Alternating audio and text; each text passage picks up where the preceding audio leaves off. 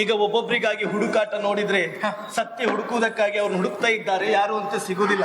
ಹಾಗಂತ ಅವರೇ ಗೆದ್ದಿದ್ದಾರೆ ಅಂತ ಹೇಳಿದ್ರೆ ಅದು ಸಮಾಜದ ನ್ಯಾಯ ನೀತಿ ಅಲ್ಲ. ಆದ್ರೂ ಒಂದು ಏನು, ಸತ್ಯಕ್ಕೆ ಯಾವತ್ತಿಗೂ ಸಾವಿಲ್ಲ.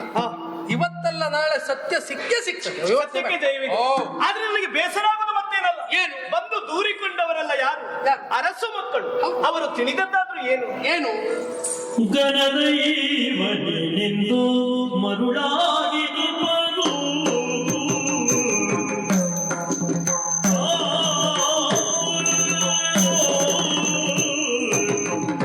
ಗಣದೈವನೆಂದು ಮರುಳಾಗಿ ಬರು ಮರುಳಾಗಿ ಬರು ಗಣದೈವನೆಂದು ಮರುಳಾಗಿ ಬರು ನಿನಗೆ ತೋರಿದ ಅವರೆಲ್ಲ ನಿನಗೆ ತೋರಿದವರು ಎಂದು ಪಾಲಗರೋ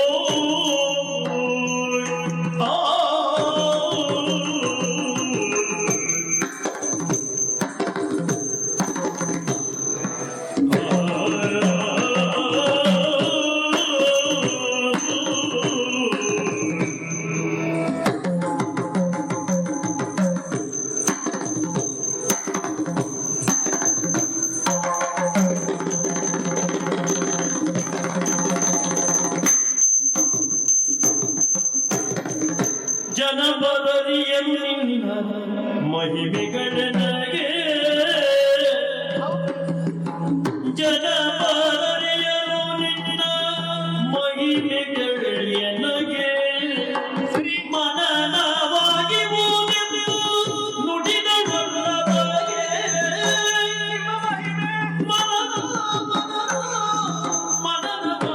ಓದೆಂದು ನುಡಿದವಲ್ಲ ಬಗೆ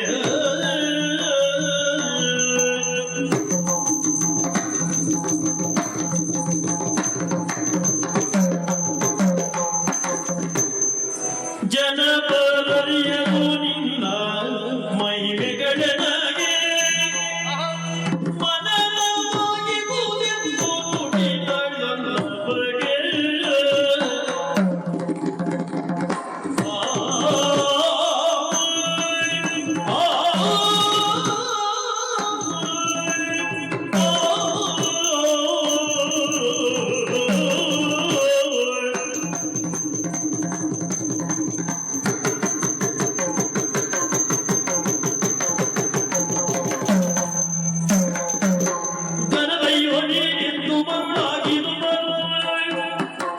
ನಿನಗೆ ದುರಿದವರೆಂದು ಮರಗರು ಜನಬರರಿಯರು ನಿನ್ನ ಮಹಿಮೆಗಳ ನಗೆ ಮನನವಾಗಿ ಓದೆಂದು ನುಡಿದಳು ಒಂದು ಬಗೆ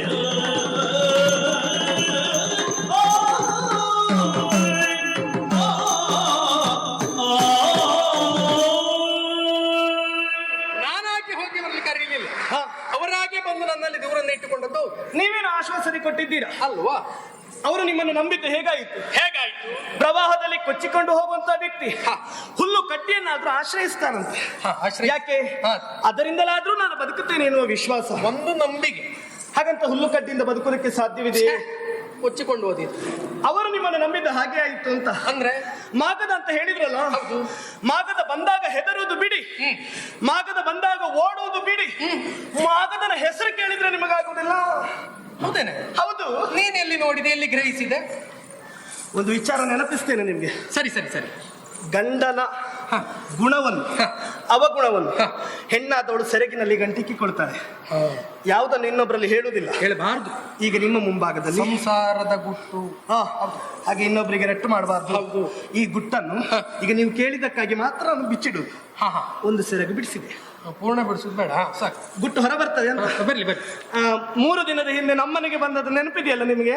ಹೌದು ಹೌದು. ಬಂದಾಗ ನಿಮ್ಮನ್ನು ಪೂಜಿಸಿದೆ, ಹೌದಪ್ಪ. ನಿಮ್ಮನ್ನು ಅರ್ಚಿಸಿದೆ, ಹೌದಪ್ಪ. ಮಹಾಮಂಗಳ ಆರತಿ ಮಾಡಿದೆ. ಸತಿ ಧರ್ಮ ಹೇಗೆ? ಹೌದು ಹೌದಪ್ಪ. ನಿನ್ನ ನೋಡಿ ಕಲ್ತ್ಕೊಳ್ಬೇಕು. ಹೆಣ್ಣು ಗಂಡನಿಗೆ ಹೇಗೆ ಮಂಗಳಾರತಿ ಮಾಡ್ಬೇಕು ಅಂತ ನಿನ್ನ ನೋಡಿ ಕಲಿಬೇಕು. ಹೌದು ಹೌದು. ಮಂಗಳಾರತಿ ಹೌದು, ಒಳ್ಳೆ. ಸರಿಯಾದ ಸಮಯಕ್ಕೆ ಬಂದ್ರೆ ಮಂಗಳಾರತಿ, ಆಮೇಲೆ ಬರೋದು ಸ್ವಲ್ಪ ತಡ ಆಯ್ತು ಅಂತಂದ್ರೆ ಪಂಚಾಮೃತ ಅಭಿಷೇಕವೂ ಆಗ್ತದೆ. ಆಗಬಹುದೇನು?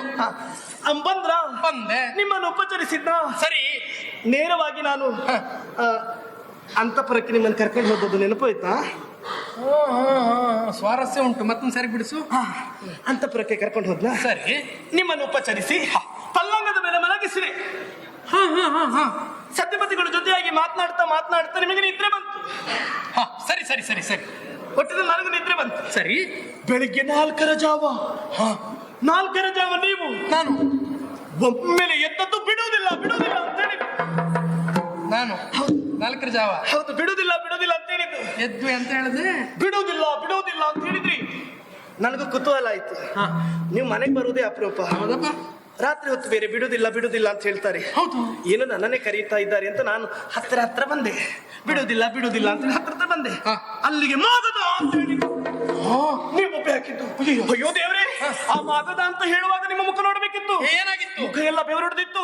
ಅವಡು ಕಚ್ಚಿದ್ರಿ, ಕಣ್ಣು ಕೆಂಡದುಂಡೆ ಆಗಿತ್ತು. ಮಾಗದ ಬಿಡುವುದಿಲ್ಲ ಅಂತ ಹೇಳಿದ್ದು ಮಂಚದಿಂದ ಕೆಳಗೆ ದಪ್ಪ ಬಿದ್ದದ್ದು. ನೀವು ಮಾಗದ ಅಂತ ಹೆಸರು ಕೇಳಿದ್ರೆ ಹೆದರಿ ಬೀಳುವ ನೀವು ಮಾಗದನಲ್ಲಿ ಯುದ್ಧ ಮಾಡಿ ಅವನನ್ನು ಸೋಲಿಸಿ ಸೆರೆಮನೆಯಲ್ಲಿರುವವರನ್ನೆಲ್ಲ ರಕ್ಷಿಸುವುದು ಹೌದಾ? ಈಗ ಸರಿ ನೆನಪಾಯ್ತು ನೋಡು ನನಗೆ. ಯಾವುದು? ಮೊನ್ನೆ ನಡೆದ ಘಟನೆ ಅಲ್ವಾ? ನೀನ್ ಹೇಳಿದ್ದೆಲ್ಲವೂ ಸತ್ಯ. ಹೌದಪ್ಪ. ಕನಸಿನಲ್ಲಿ ಮಾಗದ ಬಂದದ್ದು ಹೌದು. ನನಗೆ ಆ ರೀತಿ ಆದದ್ದು ಹೌದು. ನಾ ಮಂಚಿನ ಕೆಳಗೆ ಬಿದ್ದದ್ದು ಹೌದು. ಇದು ಈ ರೀತಿ ಆಗುವುದು ಯಾವಾಗ? ಹೆದರಿದಾಗ. ಕೈ ಕಾಲು ನಡುಗುವುದು, ಮುಖ ಎಲ್ಲ ಕೆಂಪಡರುವುದು, ಕಣ್ಣು ಕೆಣ್ಣದುಂಡೆ ಆಗುವುದು, ಔಡ್ಗಚ್ಚುವುದು, ಬೆವರು ಒಡೆಯುವುದು, ಇದೆಲ್ಲ ಯಾವಾಗ? ಹೆದರಿದಾಗ ಹಾಗಾಗ್ತದೆ. ಅತಿಯಾದ ಹೆದರಿಕೆ ಆದಾಗ. ಇನ್ನೊಂದು, ತಡೆದುಕೊಳ್ಳಲಾರದಿರುವ ಸಿಟ್ಟು ಬಂದಾಗ್ಲೂ ಹಾಗೆ ಆಗ್ತದೆ. ಸಿಟ್ಟು ಬಂದಾಗ ಹಾಗಾಗ್ತದ? ನನಗೆ ಕನಸಿನಲ್ಲಿ ಮಾಗದ ಬಂದೋ ಇಲ್ವಾ? ಸಿಟ್ಟು ಬಂದೋಯ್ತು. ಬಿಡುವುದಿಲ್ಲ ಮಾಗದ, ಬಿಡುವುದಿಲ್ಲ ಅಂತ ಅವನ ರಟ್ಟೆಗೆ ಕೈ ಇಟ್ಬಿಟ್ಟು. ಆಮೇಲೆ ನೋಡ್ತೇನೆ ಮಂಚಿನ ಕೆಳಗಿದ್ದರೆ ಅಲ್ಲಿಗೆ ಅವನನ್ನು ಕೈ ಸಿಗ್ಲಿಲ್ಲ. ಕನಸು ಅನ್ನೋದು ಆಮೇಲೆ ಗೊತ್ತಾಯ್ತು. ಅವನನ್ನು ಹಿಡಿಯುವಾಗ ನನಗೆ ಇಲ್ಲಿ ನಿದ್ರೆ ಬಂದಿತ್ತು. ಎಷ್ಟೊತ್ತುವರೆಗೆ ಎಚ್ಚರ ಇತ್ತು. ಅವನು ಹಿಡಿಯುವಾಗ ನಿನ್ಗೆ ನಿದ್ರೆ ಬಂತು. ನಿಮ್ಮ ಕೆಲಸ ಆಗ್ಬೇಕು ಅಂತಾದ್ರೆ ಯಾರಿಗೆ ಎಷ್ಟೊತ್ತು ಹೇಗೆ ನಿದ್ರೆ ಬರ್ತದೆ ಅಂತ ಹೇಳಲಿಕ್ಕೆ ಆಗುದಿಲ್ಲ. ಸತ್ಯ ಹೇಳಿ ಪ್ರಭು, ಏನು? ಆ ಮಾಗದನನ್ನು ಕೊಂದು ಸೆರೆಯಾಳುಗಳನ್ನು ರಕ್ಷಿಸುವುದಕ್ಕೆ ನಿಮ್ಮಿಂದ ಸಾಧ್ಯವೇ?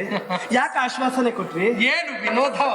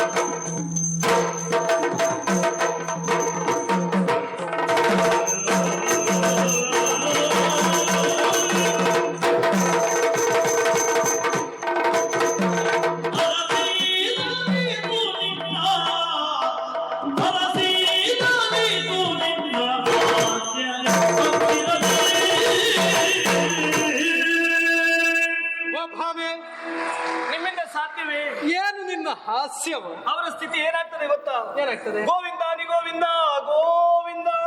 ಹಾಗಾಗುವುದಕ್ಕೆ ಸಾಧ್ಯವೇ ಇಲ್ಲ. ಅರಸು ಮಕ್ಕಳೆಲ್ಲ ಬಂದು ದೂರಿಟ್ಕೊಂಡ್ರು.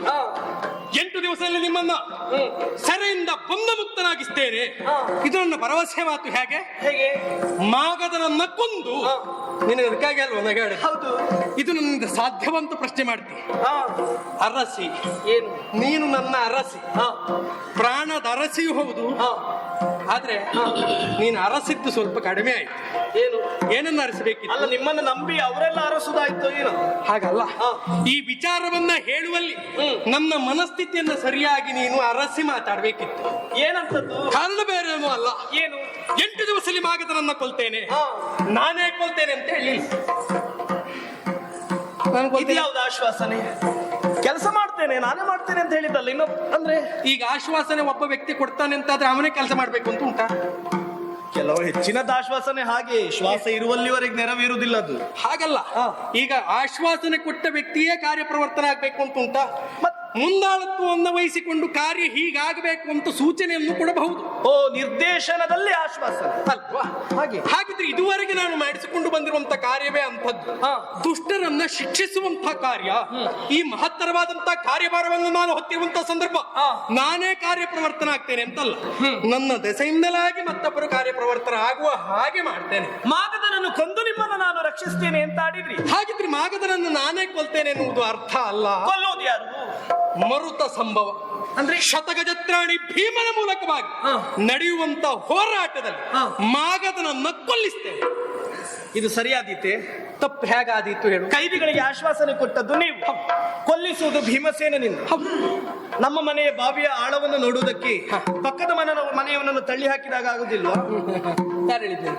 ಈಗ ಹಾಗೆ ಆಯ್ತಲ್ಲ, ಭೀಮಸೇನನಿಂದ ಕೊಲ್ಲಿಸಿದ್ರೆ ಪ್ರಕರಣ ಹಾಗಿರಬಹುದು. ಏನು? ಆದ್ರೂ ಇಳಿಸುವ ಮೊದಲಾಗಿ ನಾವು ಸ್ವಲ್ಪ ಆಲೋಚನೆ ಮಾಡ್ತೇವೆ. ಏನು?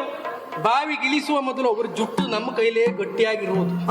ನೀರಿಗೆ ಇಳಿತ ಇರುವಂತ ಸಂದರ್ಭ ನೀರಿನ ಆಳವನ್ನು ನೋಡಿ ಕಂಗಾಲಾದ್ನ ಹಾಗೆ ಜುಟ್ಟು ಹಿಡಿದ ಮೇಲೆ ಬಿಡುವುದು.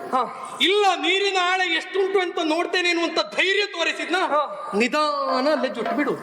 ಎಲ್ಲಿಯಾದ್ರೂ ಜುಟ್ಟು ಇಲ್ಲದವನೇ ಇಳದೆ ಅಂತಾದ್ರೆ ರಟ್ಟೆ ಕೈ ಹಾಕ್ತೇವೆ, ಬಿಡುವುದಿಲ್ಲ. ಎಲ್ಲಿಗಾದ್ರೂ ಕೈ ಹಾಕ್ತೀರ ನೀವು? ಅಯ್ಯೋ, ಹಾಗಲ್ವೇ. ಅಂದ್ರೆ ಭೀಮನನ್ನೇ ಆಯ್ಕೆ ಮಾಡಿಕೊಂಡೆ. ಕಾರಣ ಏನು? ಆ ಕಡೆಯಲ್ಲಿ ರಾಜಸೂಯಾಧ್ವರ ಮಾಡುವ ಸಂಕಲ್ಪವನ್ನು ಧರ್ಮನಂದನ ಕೈಗೊಂಡ. ರಾಜಸೂಯ ಅಂತ ಹೇಳಿದ್ರೆ ಸುಲಭವ? ಅರಸು ಮಕ್ಕಳೆಲ್ಲ ಪಾಂಡವರ ಮೇಲೆ ಹಗೆತನವನ್ನು ನಡೆಸುವುದಕ್ಕೆ ಅದೇ ಸೂಕ್ತವಾದಂತ ಕಾಲ ಎನ್ನುವಂತ ತೀರ್ಮಾನಕ್ಕೆ ಬಂದಿದ್ದಾರೆ. ಇದೆಲ್ಲ ಪ್ರಧಾನ ಭೂಮಿಕೆಯಲ್ಲಿ ನಿಲ್ಲುವವ ಯಾರು?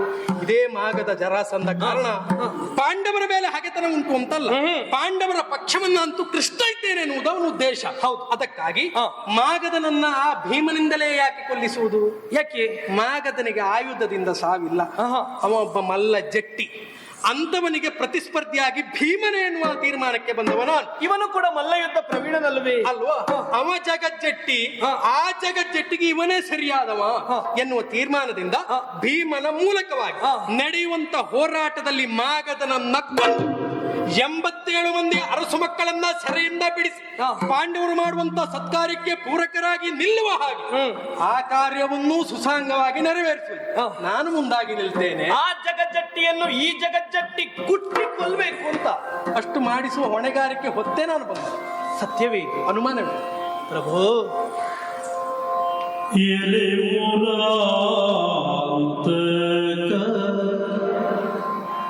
ನಿನ್ನ ಮಹಿಮೆಯ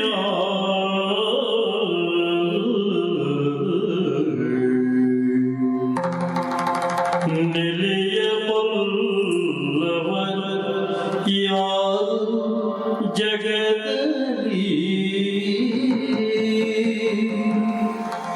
ಮುರಾ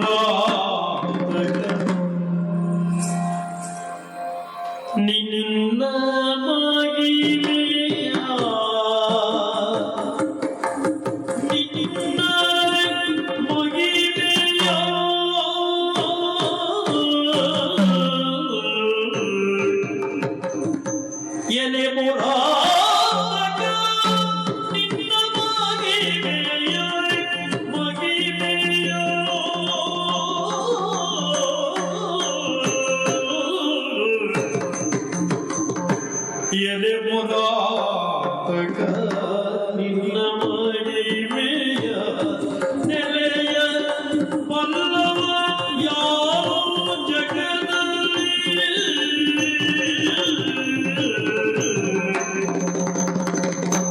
ಎಲೆ ಮುರಾದ ನಿನ್ನ ಮಹಿಮೆಯ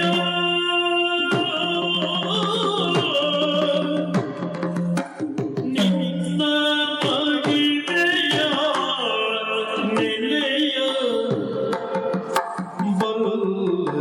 ಬಲ್ಲವರಾರು ಜಗದಲ್ಲಿ ನಿನ್ನ ಮಹಿಮೆಯ ನೆಲೆಯ ಬಲ್ಲವ ಯಾರು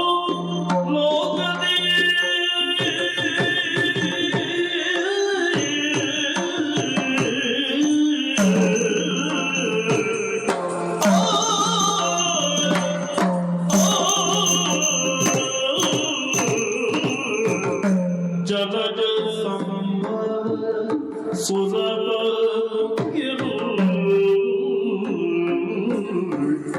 ಜಲಜ ಸಂಭವ ಸುಲಭ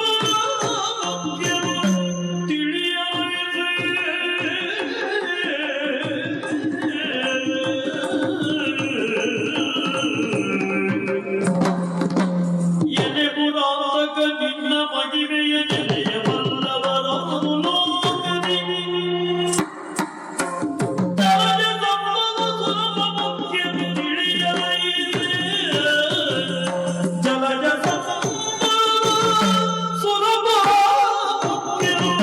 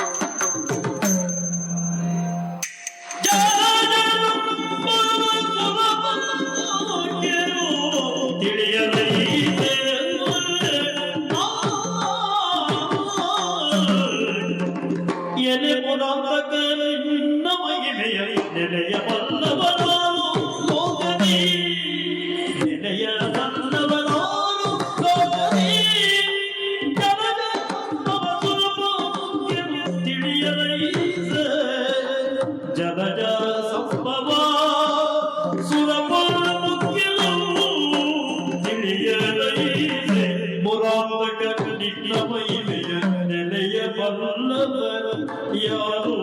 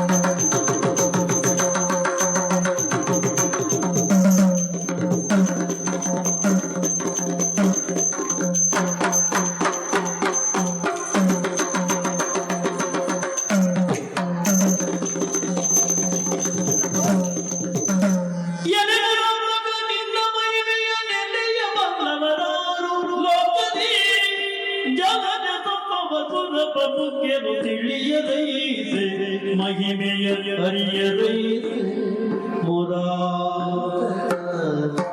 ಆ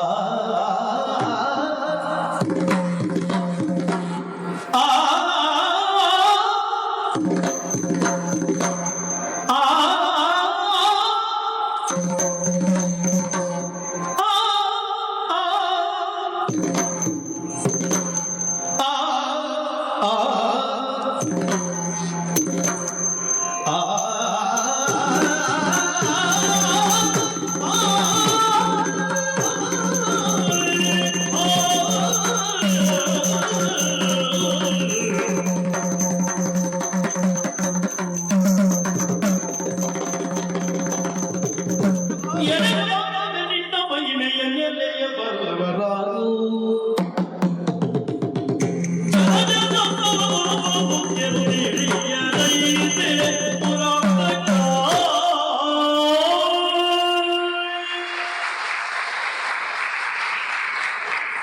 ಮಾಗದನನ್ನು ನಾನು 8 ದಿವಸಗಳಿಗಾಗಿ ಕೊಲ್ತೇನೆ. ಯಾರ ಮೂಲಕವಾಗಿ? ನಡೆಯುವಂತ ಹೋರಾಟದಲ್ಲಿ ಭೀಮನ ಮೂಲಕವಾಗಿ ಕೊಲಿಸ್ತೇನೆ. ಈ ಭರವಸೆ ಮಾತು. ಪ್ರಭು, ನೀವೇನು ನಿಮ್ಮ ಯೋಗ್ಯತೆ ಏನು ಎನ್ನುವುದನ್ನು ಅರಿಯದೆ ನಿಮ್ಮನ್ನು ಅಣಕಿಸಿದೆ. ನನ್ನನ್ನು ಕ್ಷಮಿಸಬೇಕು. ನೀಲಮೇಘ ಶ್ಯಾಮನಾಗಿ ಕಂಗೊಳಿಸುವವರು ನೀವು. ಯಾವುದು ಆಕಾಶದ ಬಣ್ಣವು, ಯಾವುದು ಸಮುದ್ರದ ಬಣ್ಣವು, ಆ ಬಣ್ಣದಿಂದ ಶೋಭಿಸ್ತೀರಿ ಅಂತಾದ್ರೆ ಅಂತ್ಯ ಇಲ್ಲದ ಅನಂತರೂಪಿ ಎನ್ನುವ ಹಾಗೆ ತಾನೆ. ನಿಮ್ಮ ಮಹಿಮೆಯನ್ನು ಅರಿಯದೆ ನಾನು ಅಪರಾಧ ಮಾಡಿದೆ. ಸರಿ. ಕೆಲವರೆಲ್ಲ ಹೇಳಿದ್ರು ಏನು ಈ 7 ಲೋಕಗಳು ಕೃಷ್ಣನಲ್ಲಿ ಅಡಕವಾಗಿದೆ. ಇನ್ನು ಕೆಲವರು ಆಡಿದ್ರು ಪ್ರತಿಯೊಂದು ಜೀವಿಗಳ ಆತ್ಮದಲ್ಲಿಯೂ ಆತ್ಮರೂಪಿಯಾಗಿ ಶ್ರೀಕೃಷ್ಣನಿದ್ದಾನೆ. ಈ 7 ಲೋಕಗಳು ನಿಮ್ಮಲ್ಲಿ ಅಡಗಿದೆ ಅಂತಾದ್ರೆ ನಿಮ್ಮನ್ನು ಎಷ್ಟು ಸ್ಥೂಲವಾಗಿ ಗ್ರಹಿಸ್ಲಿಕ್ಕಿಲ್ಲ. ಆತ್ಮದಲ್ಲಿ ಆತ್ಮರೂಪಿಯಾಗಿ ನೀವು ಕಾಣ್ತೀರಂತಾದ್ರೆ